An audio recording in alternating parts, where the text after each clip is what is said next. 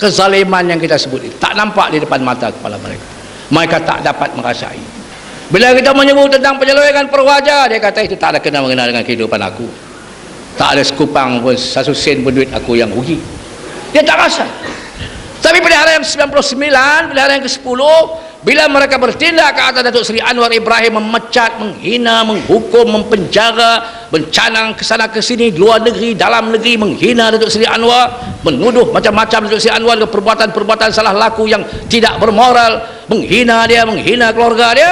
Rakyat nampak pada waktu itu memang apa yang PAS cakap itu memang betul.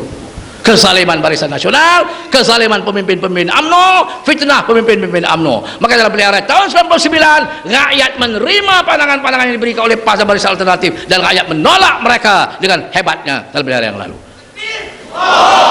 Kenapa nak salahkan kita? Kalau kamu yang buat, bagi rakyat tolak kamu. Kenapa seluruh rakyat tak tolak kamu? Kenapa dengan tiba-tiba saja rakyat menolak kamu? Ada pula ketua wanita mereka kata, ini istilah-istilah Arab ni tak patut diberi, tak patut dibenarkan masuk dalam pertubuhan. Oi, hang tak kerti bahasa Arab seorang, hang nak suruh orang lain semua tak kerti juga. Apa benda bahlul?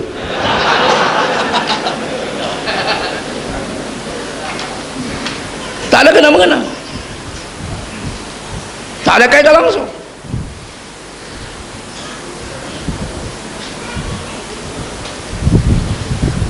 Begitu juga tuntutan kita yang ketiga, yaitu kita nak polis dan askar bagi taklimat kepada kita, kepada pemimpin Barisan Alternatif dan kepada pemimpin, kepada ahli parlimen Barisan Alternatif.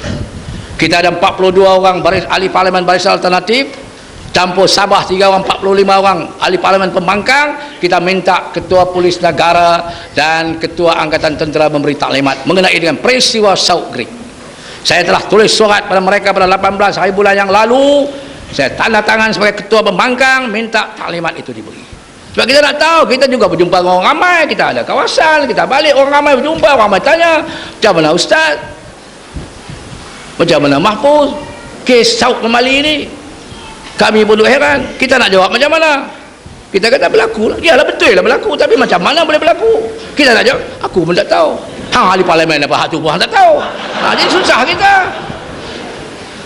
Jadi kita minta bagi taklimat. Sampai siang tadi belum ada lagi jawapan juga. Macam peristiwa Memali dulu. Polis Kedah bagi taklimat kepada pegawai kerajaan, kepada ahli-ahli wakil-wakil rakyat. Saya wakil rakyat pada waktu itu di Kedah. Saya dipanggil juga untuk dengar taklimat. Bila saya dengar taklimat, ada 2-3 soalan saya tanya dia. Jadi bila kita bagi taklimat pada kita, kita bolehlah soal yang mana yang kita tak puas hati, yang mana yang bercelaru dalam fikiran kita, kita boleh soal. Apa salah nak bagi taklimat pada ahli parlimen? Kita wakil rakyat. Jadi ini kita minta.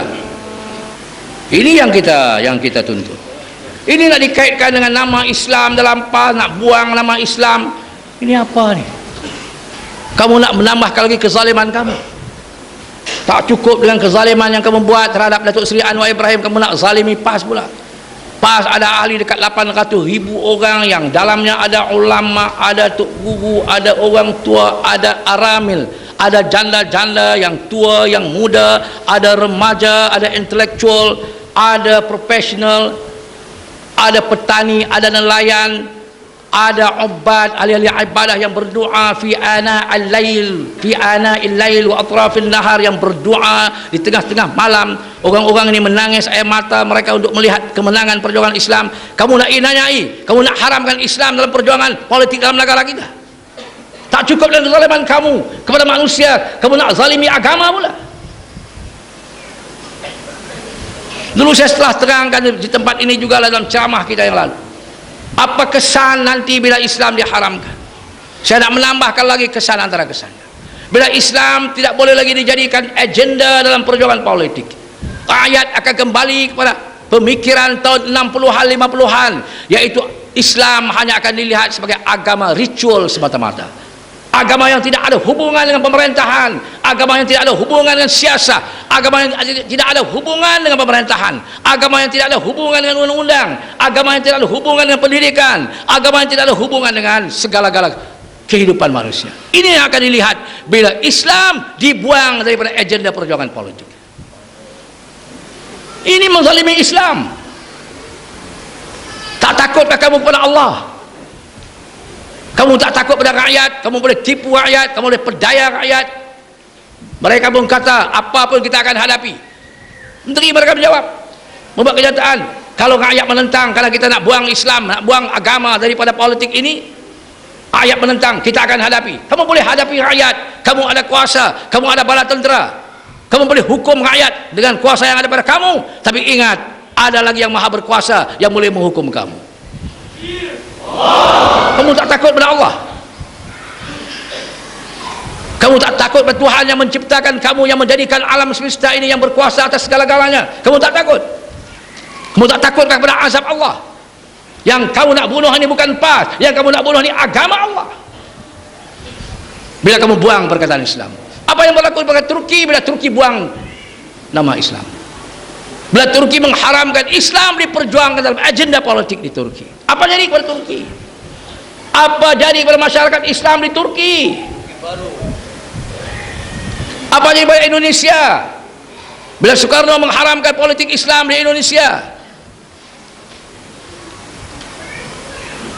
Itu 90% umat Islam di Turki, 90% di Indonesia, 90% lebih umat Islam. Tapi apa jadi pada umat Islam di Indonesia selama pemerintahan Soeharto dan akhir pemerintahan Soekarno? Bila Islam dibuang, ini kamu nak lakukan? Di mana sumber semangat umat Islam nak berjuang kalau Islam sudah dibuang? Kamu nak menghadapi PAS dengan membunuh Islam, hadapilah. Kalau PAS sebuah parti politik, kamu hadapi PAS dengan parti politik. Sebagai sebuah parti politik, kamu hadapilah. Kamu ada jentera cukup, kamu ada penerangan cukup, kamu ada television, kamu ada akhbar, kamu miliki segala-galanya. Kamu ada sekolah, kamu ada universiti, kamu ada semua. Kamu ada JKKK. Kita tidak ada apa, kita hanya ada ahli kita. Kita hanya ada keyakinan, kita hanya ada semangat, kita hanya ada iman untuk kita berjuang. Soal rakyat kasih, orang tu benci, ini tak boleh kita nak paksa. Sebab sifat kasih, sayang, benci, marah ini sifat fitri dalam Islam.